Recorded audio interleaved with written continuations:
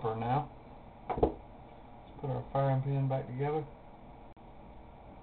Use my little tube. You can do this without it all day long. And I don't even think Glock makes a tool for that. Just put your firing pin back in your firing pin sleeve. And I'd set it down in the tube. You can hold it. I'm telling you though, this is probably the trickiest part of all. Is holding that spring and getting your two pieces back on. It's always been you shoot them across the room. I know, I've seen me do it. My two little collars. I'm going to show you one of these collar halves.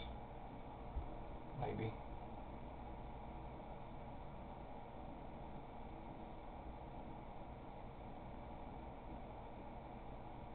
This little shoulder goes down inside the spring, and then that keeps it from riding any further up the firing pin. Retains the spring. If you do these one at a time, one of these collars at a time, I highly recommend not turning the spring loose, because it will shoot it across the room. Yep, I've seen me do that too. Just lucky enough to find it when it happens. Alright, I didn't shoot that one across the room. There we go. All done. Now we got that. Let's put a plunger back in with the spring attached. We pushed that in when we took it apart. Put that in there. Can't put this in with the firing pin in. So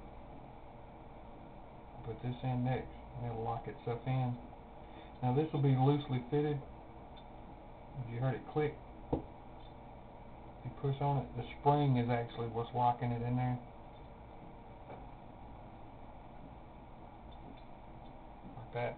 So if you touch this while you're fumbling around, to hold it like this. If you touch it at all, it's just going to fall out. So remember that. Like that.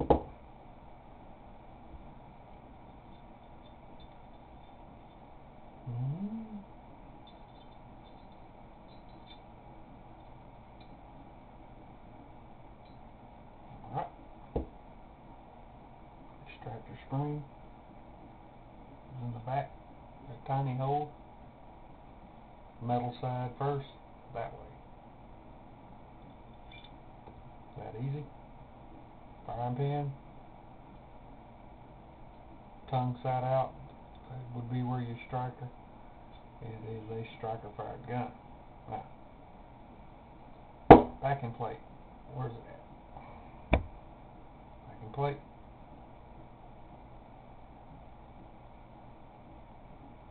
Its orientation just like it was. Get it started. No special tools. Get it started. Hold it with your finger. I just take my pointy finger and push the firing pin sleeve down, and it kind of mash my finger actually. Let off, but it gets over the firing pin and let off. Then you have it captured, so it's not going anywhere. Nothing's moving. But this one you have to push down. So I just take my little improvised tool, push it down, push the pin forward. The plate forward to hold it. Oh, like to shot it across the room. Push it down, hold it. Now, it's not completely locked, you see, but it is covering. Just give it a little push. Good to go.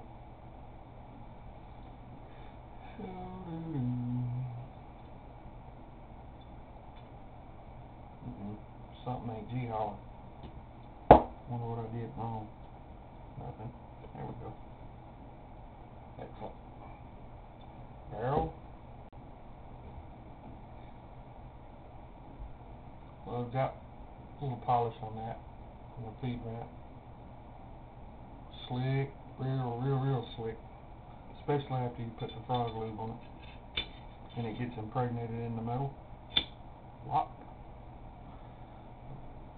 Bullet side. Chamfered. This way towards the muzzle. Capture it there. Give it a little push. Lock it all the way down on this second lug. Right there.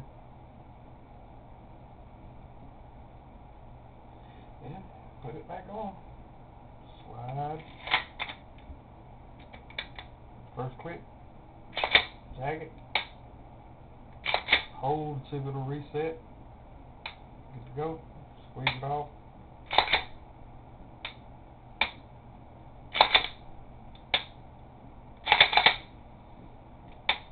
There you go.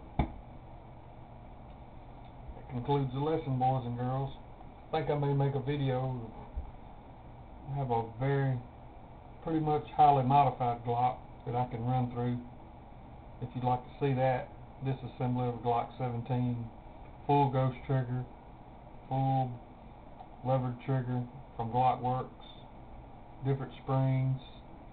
I can show you those if you like, or comment in the section below. Let me know and I'll do a video on that. Thank you for watching.